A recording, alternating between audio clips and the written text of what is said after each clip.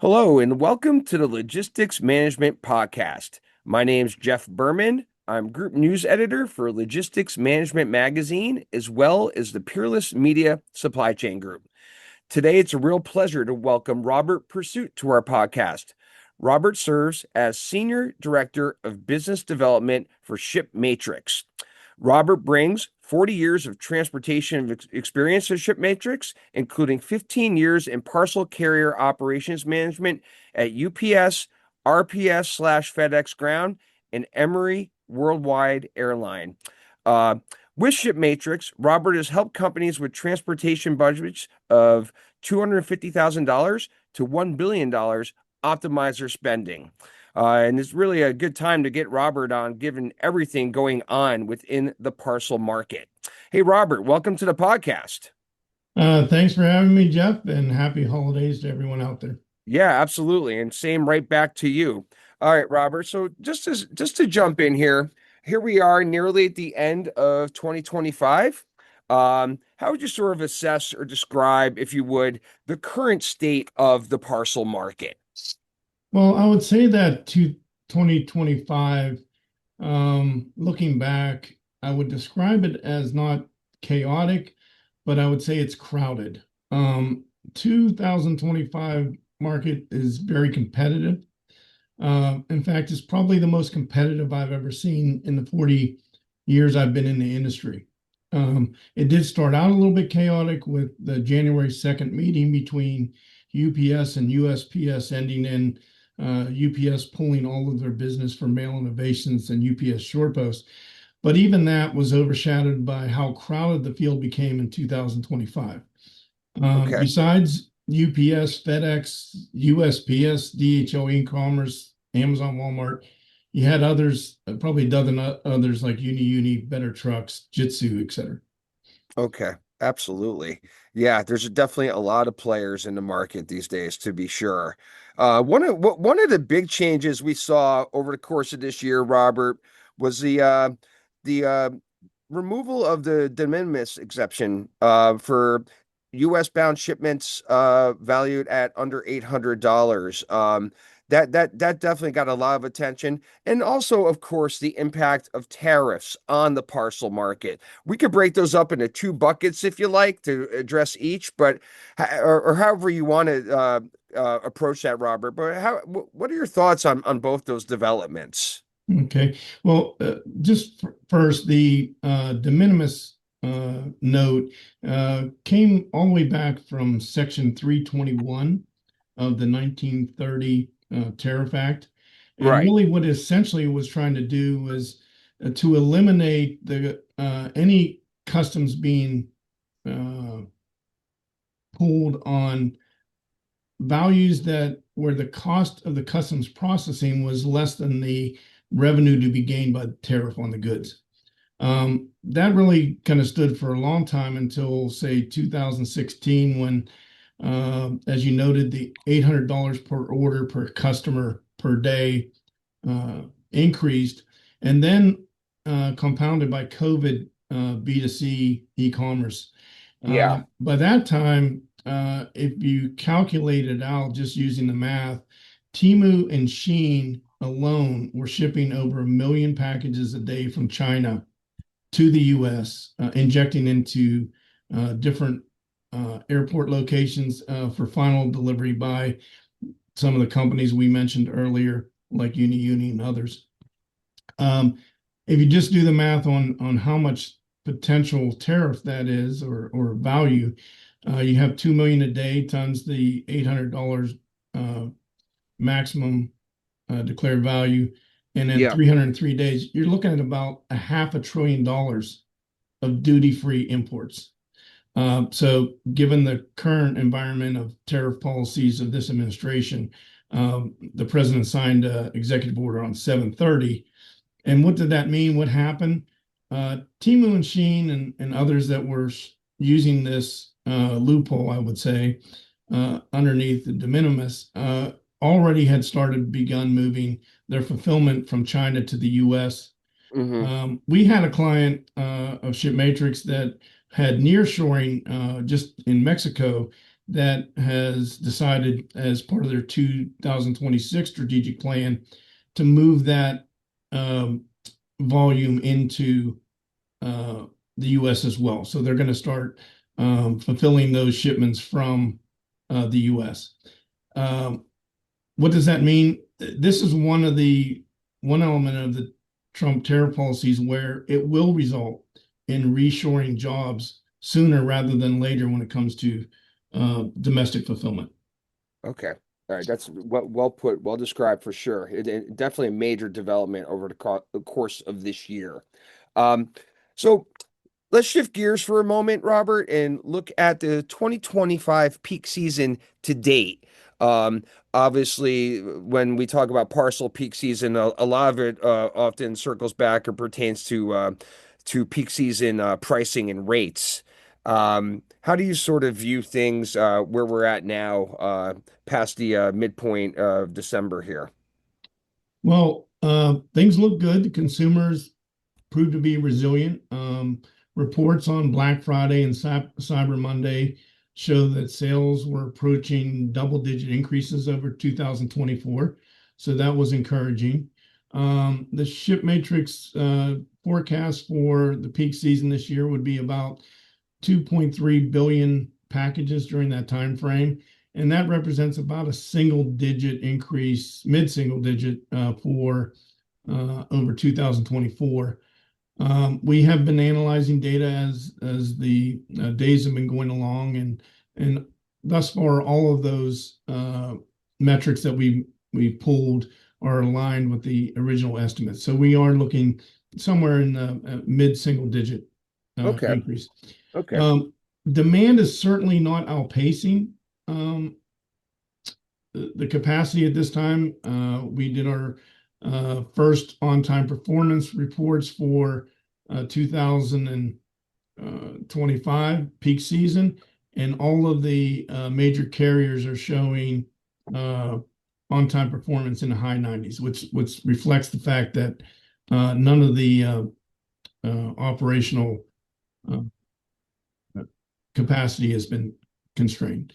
So the biggest takeaway this year is that we saw a number of shippers be able to avoid peak surcharges for 2025 just because of the crowded market, as I mentioned at the beginning. Yeah, absolutely. And you're talking about those on-time percentages. I noticed ShipMatrix recently issued some data for Cyber Week. And you guys were looking at FedEx, UPS, and the USPS, and all their on-time percentages were very much in line for Cyber Week with where they were a year ago, in the mid to high 90s, if I'm remembering correctly. So that's surely a positive as well. Is that fair? Absolutely. And, during that week, as part of our analysis, I should note that we don't look necessarily particularly at a time of day delivery since we're so far out from Christmas. Those numbers reflect, same day delivery of the commitment date, and all of them are performing extremely well. All right, that's great. That's great. Um, let's move over to the last mile market, Robert. There's a lot going on there to be sure. Um, and then you have the Amazon effect or impact as well within last mile. How would you sort of assess or gauge things on that side? I would say that when you start looking at this, you really have to go back and look at the tremendous impact of what COVID did to the expectation of consumers, what they're willing to receive at home for deliveries. And there was a 40% spike right around the time for UPS and FedEx and residential deliveries. And that uh, waned over time. But actually, what we're seeing is that the type of things that people want delivered to their homes has expanded. And now that is driving just um, unprecedented increases in B2C deliveries. And so, things that weren't normally expected to be delivered before are being delivered to homes. Yes. And really to kind of segment the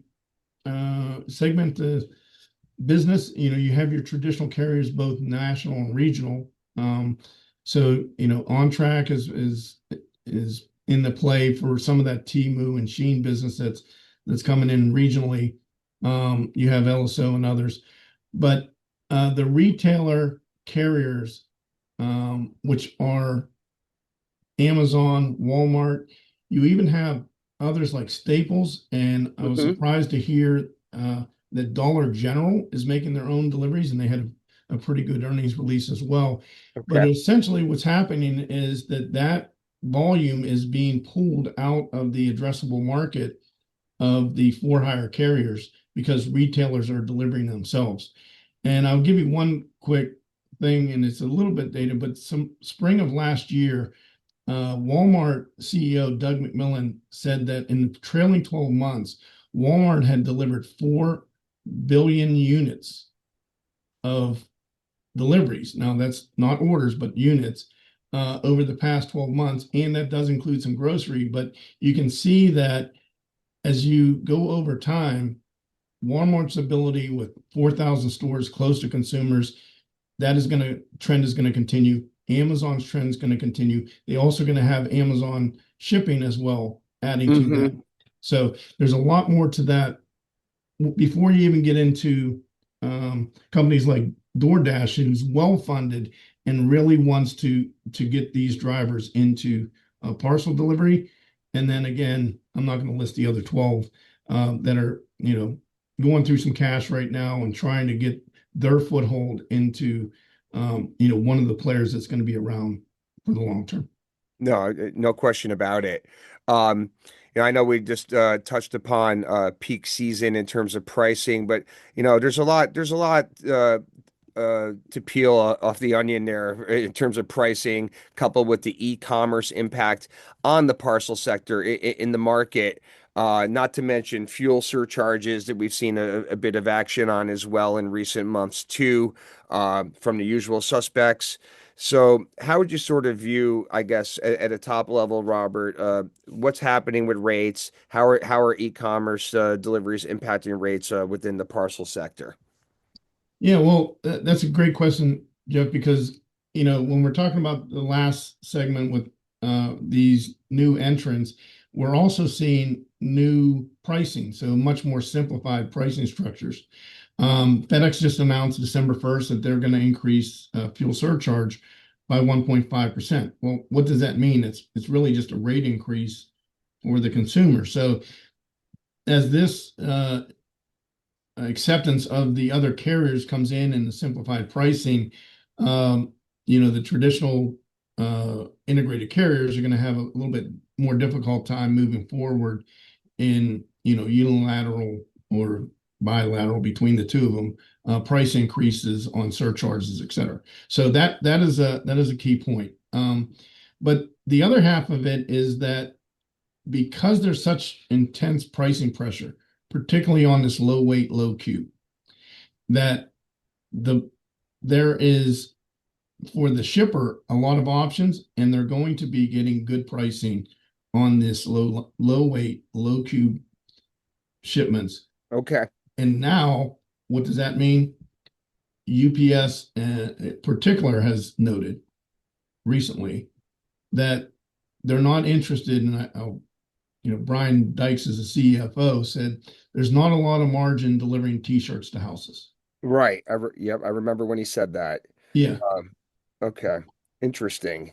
And then that lends nicely, Robert, into our next topic, which is simply that of the duopoly, quote unquote, of FedEx and UPS. How would you assess sort of the current state of the duopoly? Is it what it once was? Um, if not, how have things shifted, for example? And then also, of course, you have the USPS too, and their reported financial losses in recent years obviously have been well documented, well reported, and they're seeing those losses for a whole host of different reasons, really. But why don't we start with the duopoly, and then we can move over to USPS? Okay, just to kind of give you a flavor, in 2019, between the three of them, UPS, FedEx, and USPS, they controlled 86% of U.S. domestic volume. Okay, with UPS and FedEx accounting for 48%, so nearly half of all the domestic volume in the U.S. Mm-hmm. As of 2024, those numbers are dramatically different. UPS and FedEx share went from 48% to 34%, so just over a third.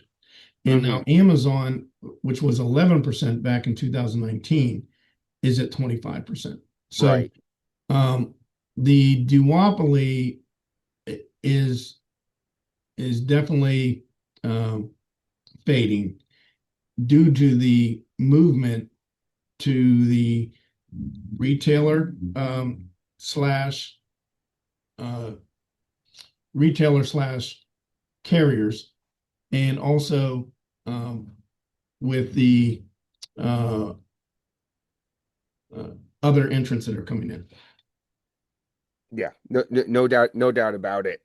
Um, and then Um, as for the USPS, I mean that's a whole nother story. I mean, when you look at their earnings, I always notice how their shipping and packages group. I kind of always think of them as, well, wow, if that was just a separate solo company, that was the numbers and the volumes look pretty good. But because they're part of obviously this bigger enterprise, it kind of gets not lost in the shuffle, but it sometimes not as noticeable perhaps to industry stakeholders. And I'm just wondering sort of how you view the USPS and also how you view independently its shipping and packages operation. Well, the USPS is very intriguing because, uh, with all of the new developments, and you have, mailboxes uh, on all the subdivisions, where the driver can simply go down the street, open up the mailbox, throw the mail into the mailbox, and go to the next stop without dismounting. So that is the key element where the USPS makes money or doesn't make money. If they're delivering packages and the guy never gets out of his vehicle and he goes down the street, he's probably delivering about one parcel every 7 seconds Yeah. on a subdivision. But when he has to get out and it doesn't fit in the mailbox, that's a whole different story. So um, when you're the USPS, and they've recently noted that they've increased their capacity up to 80 million shipments a day. That's not the key element. The key element is that they need to get laser focused on making sure that the packages they're putting into their system are the ones that are the best suited for their deliveries. And those Okay. are low weight, low cube that goes in the mailbox. And it doesn't Absolutely. even have to be low value, Jeff, because it actually makes it even better, because if you put something in a mailbox and someone takes it out of there, that becomes a federal offense and a felony. Okay, Yes. so you're better off if you're a shipper that has high value goods that has low cube. You want to get that in the mailbox. Okay. Understood. And moving back over to the FedEx UPS duopoly, Robert, what can they do to sort of reverse the recent trends that have been occurring? Well, first and foremost, they can need to continue what they do best. They are operational experts. They've got, Scott Ray at FedEx and Nando Cicerone at UPS.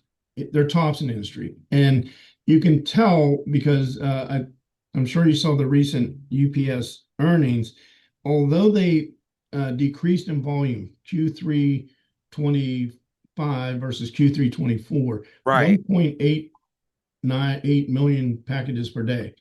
Even with that, they were able operationally to make dramatic cuts of to the point where their margin increased, and they had, I believe, elimination of 34,000 jobs without layoffs. They did it through attrition and buyouts, and they even consolidated 93 facilities of older into more automated, newer facilities. So they need to continue to do that because they need to have a base to work from. Mm-hmm. Um, Absolutely. yeah, but the other half of that is that there's been some, and I there's an article from a different outlet a guy named Tom Black. He said that FedEx and UPS don't need the gig economy, and that's not. I can't see that as a good path. If they just turn their back on e-commerce the way that it's growing, that's going to lead to smaller and smaller um, market share because that other business is growing. So, and I know that you follow us a little bit, but Satish and I wrote an article for FedEx, and it was FedEx Road to Fortune, adopting the gig worker model to dominate B2C delivery. They can do that. And I like to call it RPS 2.0, is Okay. that use the same strategy that they used in 85 to compete with UPS, by getting a delivery cost structure that's the lowest in the industry, even at that time when they were um, 1/10 of the uh, delivery density of UPS. So they can do this again if they um, leverage what they have, and they have a solid, mature middle mile network. They have technology that they've been investing billions in over the years, and they can incorporate um, this gig economy personal driver um, worker into their structure such that this B2C delivery becomes ability to have margin for these t-shirts that um, they were talking about. Right. And to that end, Robert, when you talk about the gig economy model, I mean, the first thing that really comes to my mind is the when UPS a few years back acquired Rhodey out of Atlanta. That's kind of a blueprint, if you will, for that model. Is that accurate? Absolutely. And, there was another article published which was about a UPS win-win-win strategy. And then what it does is it outlines a strategy that combines the UPS Teamster drivers, the UPS stores, and Roadie. United Parcel Service. They have to be united. And the Teamsters have uh, been watching the Roadie deliveries, but the article makes the point that they need to embrace it. And if people think that's crazy talk, um, if you look at that 1.8 million deliveries per day, Right. that equates to about 7,500 driver routes.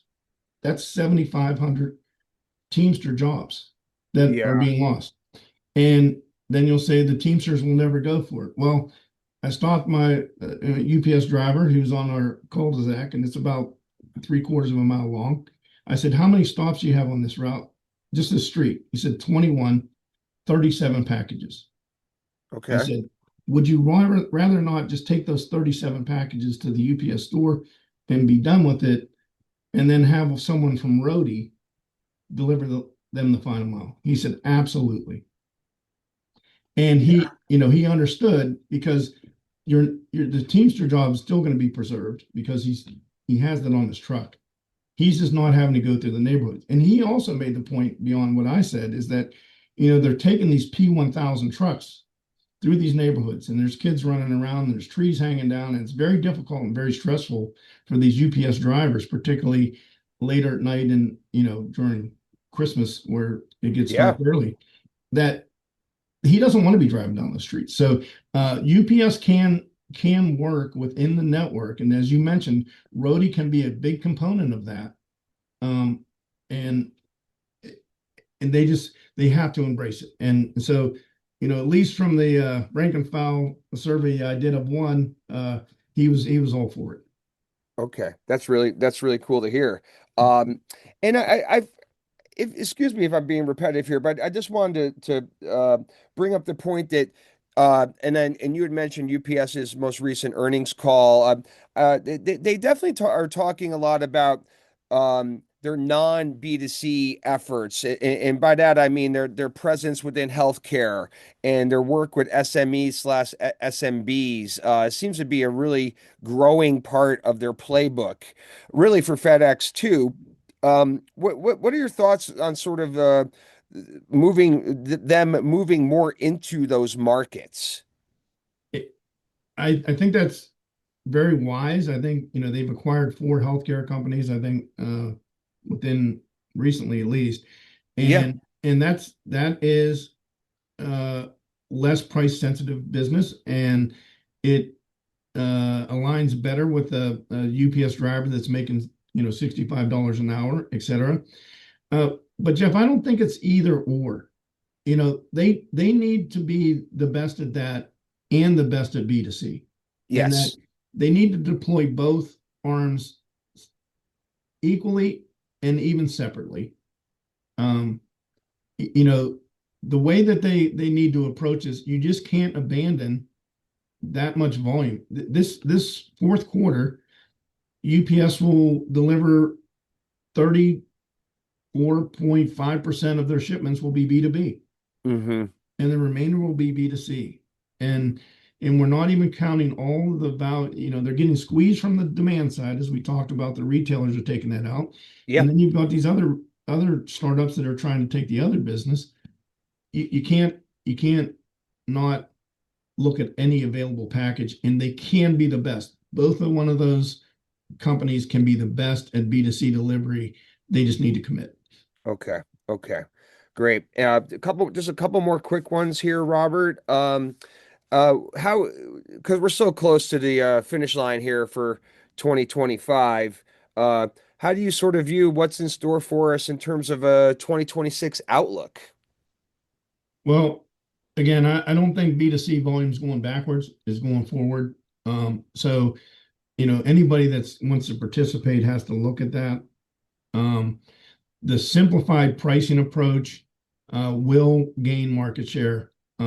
Customers are looking for it. They're interested in it. Um, Certainly, this large crowd will get thinned. And, there's a lot of cash has been burned out there. We don't know how long they'll be able to last. But all of them see that the end game is that B2C delivery is best served with a personal delivery with a non-traditional driver, and that they're the ones that want to be the ones like Rhodey that got snatched up by UPS. Okay. Okay.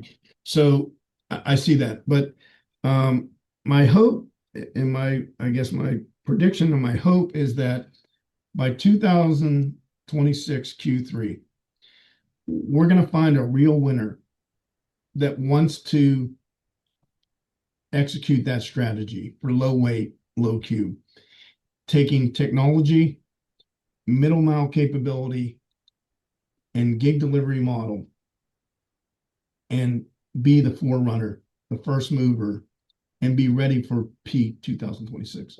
Okay. That's great.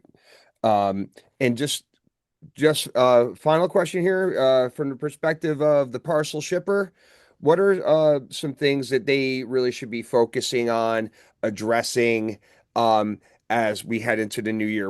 In other words, what are the things that really should be top of mind for them?